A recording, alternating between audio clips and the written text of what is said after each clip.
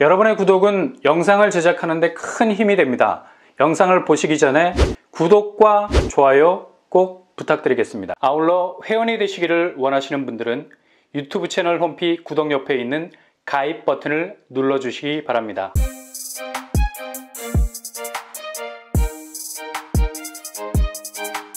안녕하세요. 범바람 목독방입니다. 시중은행 대환대출, 그러니까 주택담보대출 갈아타기 서비스가 지난 9일에 시작이 됐죠. 워낙에 기준금리 자체가 요지부동 움직일 생각을 안 하니까 지난주 한국은행은 3.5% 금리를 그대로 안고 간다고 발표를 했고, 문제는 시중은행이 얼마나 주담대 금리를 공격적으로 계속 내릴 수 있느냐인데, 또 어찌 보면 한시적인 움직임이라 시중은행이 작년에 고금리를 그대로 반영한 주담대 금리는 어느 정도 유연성을 가지고 소폭 조정에 나설 수 있으나, 장기적으로 볼 때는 올해 2024년도 역시도 만만치 않은 금리 충격이 상반기 내에서는 그대로 유지가 될 가능성이 높겠습니다. 그래서 단기적으로라도 금리 혜택을 대환대출 통해서 보려는 움직임이 나타나고 있는데, 주담대 대환대출이 시작이 된 지 불과 나흘 만에, 정말 짧은 시간이죠. 얼마나 빚에 대한 부담을 조금이라도 덜어보려고 빚의 속도로 움직였는데 1조 원 정도가 몰리게 됐습니다. 기존 대출보다 낮은 선택지를 정한 차주가 대략 5천 명을 넘어섰고, 대출 규모는 1조가 넘어섰어요. 그만큼 대환대출 효과가 제대로 뒷심을 발휘하는 건데, 이 지표는 두 가지 아주 무거운 팩트를 전해주고 있는 거죠. 먼저 빚에 대한 부담이 너무 과중하다. 하루하루 숨쉬기가 버거울 정도로 시중은행 주담대가 내려간다는 말은 있지만 실제로 몸으로 체감이 될 만큼 대폭 내려가질 못하고 있는 상황이니, 대환대출 통해서 아래로 꺾을 수 있는 금리 인하폭은 대략 1.5% 정도 수준, 미미하지만 1인당 연간 330만 원 정도 세이브할 수 있는 효과는 있겠습니다. 그래서 단 4일 만에 이렇게 많은 사람들이 몰린 것으로 보이고요. 두 번째로 5천 명이 1조 원에 달하는 대출 규모와 물려 있다는 사실, 정말 어마무시하죠. 시중은행이 기존 고금리에서 보다 낮은 저금리로 받아준 금액이 1조 원, 그것도 5천 명 정도의 괄호 안에서 나온 금액인데, 이거 털면 털수록 어마무시한 천문학적 규모의 금액이 계속해서 기하급수적으로 늘어날 것으로도 보입니다. 대환대출이 그냥 이순신의 거북선 역할을 하는 건가? 그렇게 막대한 규모의 빚이라는 발목에 차고 있는 시한폭탄이 째깍거리는 걸 잠시나마 유예시킬 수 있는 시간 연장의 꿈을 이룰 수 있는 분기점이 될 수도 있겠는데, 아무튼 정말 발등에 떨어진 불을 급히 꺼야 하는 사람들 입장에선 어떻게 해서든 대환대출 통해서 숨통을 터야 하는 상황이라는 얘기죠.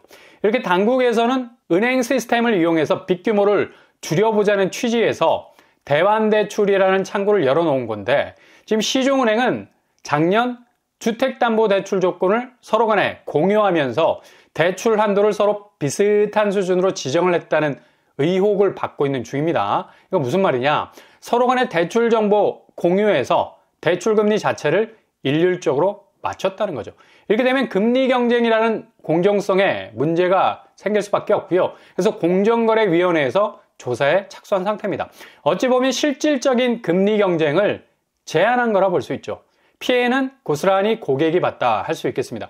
이렇게 대환대출 통해서 저금리를 택할 수 있는 시스템 이전에는 고객이 선택할 수 있는 저금리 선택지가 없었다는 결론이 나올 수밖에 없는 거예요.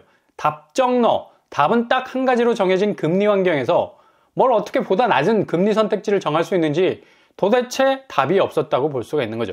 그러니 지금까지 상생금융을 통해서 주담대 금리를 낮추려 했던 시중은행의 스탠스가 정말 신기루에 가까웠다는 걸 볼 수 있고요.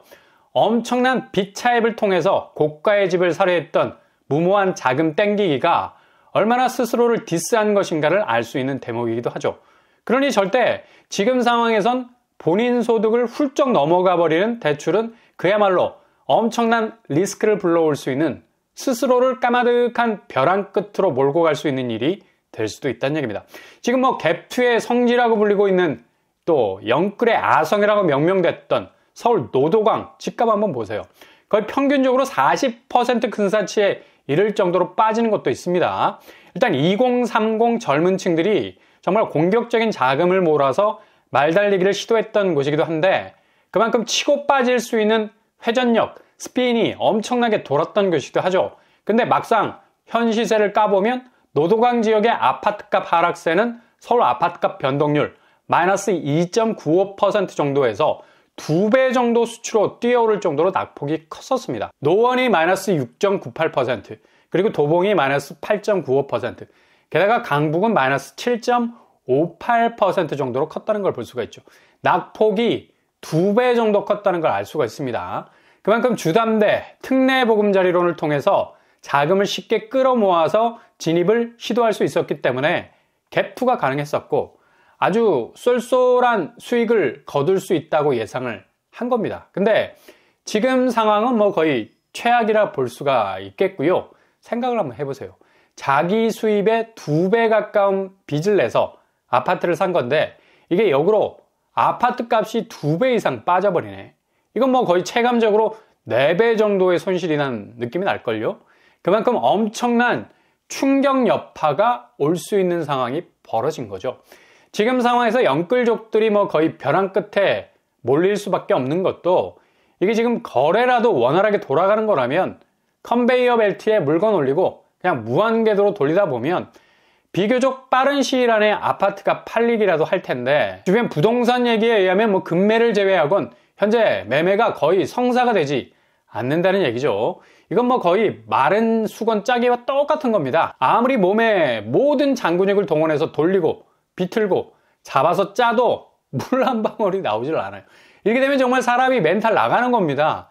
대환대출 수요가 4일 만에 1조 원 규모가 넘어갔다는 건 그만큼 대환대출이라는 비상구를 열어버리는 게 상당한 효과를 거두고 있다는 그 이면에는 이렇게 노도강으로 뛰어든 젊은 영끌들의 빚에 대한 부담이 그만큼 엄청나다는 걸 반증해주고 있는 거죠. 지금 당장 노원구 거래량만 봐도 깝깝하죠. 12월에 매매가 133건으로 그쳤습니다. 그래프만 봐도 뭐 이게 얼마나 심각한 수치인가를 알 수가 있고요. 계속해서 거래량은 쪼그라들고 있는 걸 볼 수가 있습니다. 그리고 도봉구는 뭐 상황이 더욱 심각해 보이고요. 12월 거래에서 43건의 거래량을 기록을 했습니다. 아니 회전율의 재앙이라고 불리던 곳이 이제 뭐 100건도 채 안 되는 거래량으로 후달리고 있는데 정말 여기 갭2로 들어오신 분들은 고민이 많을 듯 합니다. 강북구는 말이 안 나올 정도죠. 불과 34건만이 12월 거래량이었습니다. 노도강이 이 정도면 서울 전체 거래량이 얼마나 심각한 상황에 와 있는지를 알 수 있는 대목이죠. 이렇게 거래량이 갈수록 줄어든다는 건 결국 갭2 수요가 집을 잡아놓고 더 이상 버틸 수 있는 여력이 점점 소진이 되어 간다는 건데 이렇게 정상적인 거래량이 나오지 않게 되면 바로 뭐 매매 병목 현상이 일어나기 때문에 급하게 가격을 던지기 시작하는 투매 현상이 일어나게 되는 건 당연한 수순이죠. 어떻게 해서든 수익을 창출하기 위해서 뛰어든 건데 갈수록 손실이 눈덩이처럼 불어나기 시작을 하는 거고 일단 실수요로 거주하는 것도 아니어서 되도록 금액 손실을 메우기 위해서 더 이상 버티지도 못하고 매물을 급하게 내놓는 그것도 가격을 작년보다 더 후려쳐서 내놓을 가능성이 높아질 겁니다. 물론 서울 강남권 아파트들은 비교적 자금 여유가 있는 분들이 잡고 있는 집들 같은 경우는 어느 정도 지금의 부동산 한파를 견뎌낼 수 있는 기초 체력이 있는 반면에 노도강으로 진입한 분들 특히 갭2들은 장거리 마라톤을 하기 위해서 뛰고 있는 게 아니라 그냥 100m 단거리 스프린터로 뛰는 건데 더 이상 뭐 이렇게 하락장이 계속해서 길어지기 시작을 한다면 도저히 호흡이 감당이 안 되기 때문에 그냥 백기를 들 수밖에 없는 상황이 올 수 있다는 얘기죠. 일단 지금 집값 하락세는 단순한 단기 사이클상에서 일어나고 있는 그냥 일시적인 현상이 아니라는 게 더욱 심각하죠. 대부분 작년 상반기 특례보금자리론을 통해서 부동산으로 흘러들어온 자금이 끊겨서 이렇게 집값이 추락하고 거래가 끊기고 있다고 얘기가 많이 나오는데 단편적인 정책 대출 하나가 끊겨버린 상황이 와도 집값이 휘청거릴 정도로 흔들거릴 수밖에 없는 거라면 지금 한국 경제의 기초 체력 고갈 현상, 그러니까 OECD가 내놓은 한국의 잠재 성장률 평균치는 0.8% 정도. 이제 본격적으로 0% 성장 시대를 눈앞에 두고 있다는 얘기죠. 더 이상 앞으로 부동산 쪽으로 흘러들어올 수 있는 자금이 딱 한계치에 와 있다는 걸 보여주고 있습니다. 일단 저출산, 고령화 문제가 이거 매일 TV에서 나오는 공익방송 수준의 팩트가 아닌가라고 그냥 넘길 수 있는 문제였다고 생각들을 했는데 막상 올해 2024년부터 인구 급감의 여파를 그대로 맞아야 하는 상황에선 경제 생산성 부분이 훅 떨어질 수밖에 없는 상황입니다.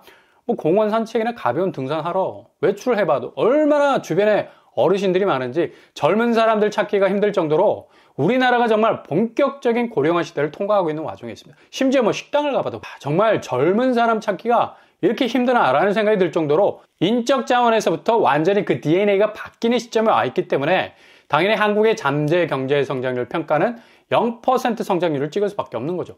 1인당 잠재 성장률 추이를 봐도 미국이나 독일, 일본에 비해서 우리는 거의 뭐 수직으로 낙하하고 있는 상황에 있다는 걸 볼 수가 있죠. 이게 가장 심각한 부분이라 볼 수 있고요.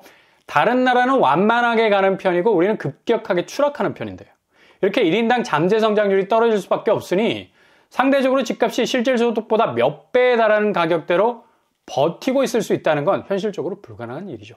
지금 서울 신축 중에 가장 중심에 있는 핫 이슈 메이커 둔촌주공 아파트 1월 첫 주 거래가 떴습니다. 실거주 의무 폐지 불발로 조합원 분양권만 거래가 되고 있는데 계속해서 떨어지고 있는 추세죠. 지난달에는 19억까지 내려앉았는데 이번 달 1월에는 18억 중반까지 내려오게 됐습니다. 작년 11월에 17억 선상까지 갔었던 추이를 그대로 답습할 가능성 아주 커 보이죠. 최근 거래 중에 가장 큰 폭으로 떨어진 거래라 볼 수 있겠습니다. 앞으로 조합원 분양권 가격은 더 떨어질 가능성 많다 봐야죠. 그리고 늘 둔촌주공과 비교가 되는 헬리오시티, 여기서 12월 거래에선 최근 거래가에서 가장 낮은 가격으로 거래가 됐습니다. 18억 2천 수준. 둔촌주공이 헬리오보다 높은 가격대를 찍었다고 자체 불꽃놀이를 터트리는 건데, 아니 뭐 둘 다 하향세로 접어드는 건데 뭐 달리기를 해도 앞으로 하지 못하고 뒤로 하고 있는데 무슨 올림픽 영광에 금메달을 딴 것 마냥 흥분을 하는지 뒤로 달리면 실격이죠. 앞으로 달려야 의미가 있는 거잖아. 국평 18억 2천에 거래가 됐습니다. 20억대에서 그래도 많이 내려온 걸 볼 수가 있죠. 아무튼 서울 집값의 확실한 풍향계가 될 이 두 곳은 상당 부분 1월 거래에서 아주 의미 있는 거래가를 찍을 가능성 높겠습니다. 특히 한국은행이 발표한 건설 부동산업 대출 현황과 연체율 보면 608조에 가까울 정도로 부동산 PF 문제가 여전히 살얼음판을 걷고 있는 와중에 있고요. 지난 3분기보다 22% 증가 추세, 그리고 비은행권의 부동산업 대출이 24% 급증을 한다는 점, 이와 동시에 연체율, 이건 그냥 뭐 대출 리스크를 급격하게 높이는 수치죠. 건설, 부동산업, 연체율, 특히 비은행권에선 거의 4%에 이르는 수치를 보이고 있다는 점이 치명적이라 할 수 있겠네요. 이렇게 서울 신축도 가격 지지대를 구축하지 못할 건 지금 뭐 고금리 문제뿐만 아니라 부동산 PF 문제가 상당히 위험 수위로 올라오고 있다는 걸 알 수가 있습니다. 그러니 틈새는 노리되 호구는 되지 않는 스탠스 유지하면서 이 어려운 시기 잘 통과하셔야 되겠습니다.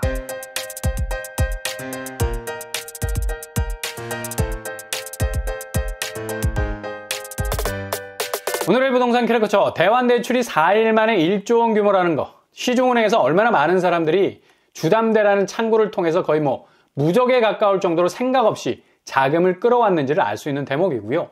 이건 지금 거래량이 소멸 수준에 있는 상황에서 발빠르게 자금을 마련해야 하는 사람들 입장에선 정말 초조한 상황이라는 걸 반증해주는 대목입니다.